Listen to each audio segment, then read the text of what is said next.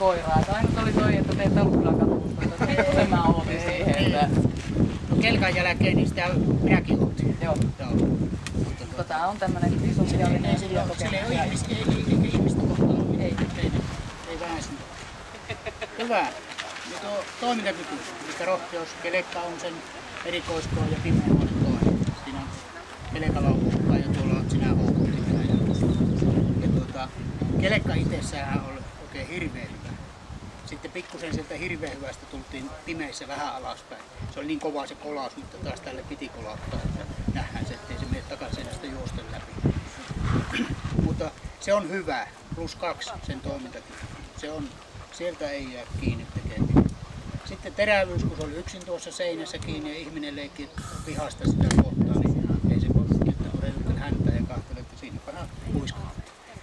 Sillä on hirveä tarve ja äkkiä niin ottaa, että joku viuhasta, niin että minnekä meni jonkun perään.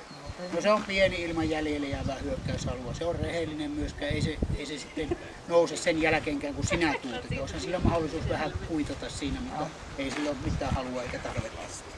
Puolustushalu ihan sama. Hirveästi kahtovaa ja sitten loppu oli se, että nyt se lenti varmaan ja ei lentänyt mitään. +1 pieni, se oli kuitenkin sen verran asiassa mukana, että se seurasi sitä. Ei se murisu eikä pöhkänyt eikä tuhkanut, ei sen tarvinnut tehdä mitään. Se oli kuitenkin, sillä on pieni halu puolustaa, halua haettaa.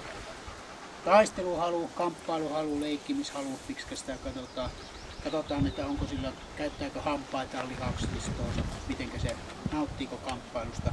Esimerkiksi kelekkaa kohtaan se taisteli ropallaan aivan hirveästi. Se on +2 kohtuullinen. Sitä voisi aavistuksen olla vieläkin, että se olisi suuri +3, se ei ihan vielä yllä. Mutta on hyvä voimavara ja se toimii koiralla moottorina siellä. Se on erittäin hyvä. Sitten hermot +2 tasapainoinen. Se on hyvä. Se on tänä päivänä harvinaista herkkua, sanotaan, että +2. Se ei tämä rata ei ollut mitään, se on ihan sama vaikka lähdettäisiin uudelleen. Ei se sitä hetkauttanut mihinkään päivään. Temperamentiltään puhas vilikas +3, oikein aikaiset, oikein suuntaiset, oikein mittaiset väestöt, kaikki mitä se tarvitsee tehdä. Ja sen palautuminen on äärettömän nopea. Miksi? Kovuus, pehmeys, tällä radalla mitataan ne epämiellyttävät asiat, miten se muisti pelaa. Ei se tullut ihan muistelemaan. Niin. Eli se on kohtuullisen kova.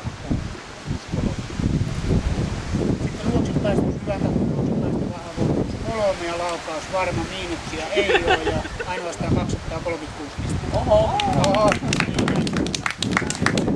Ja hyvin ohjaat sitä hirveän. Teillä on hyvät välit, se hakkeutuu kontaktiin tällä koko ajan, että mikä on seuraava homma, pystyy oottelemaan. Ja jos olet itse tuommoinen reilu ja kävelet reippaasti ja tuet samalla sitä koira, on 2 yhtä samanlaista vähän, jotka molemmat samanlaisia. Niin jäljellä se on vähän huonoa. Hirmu hyvä. Kiitoksia.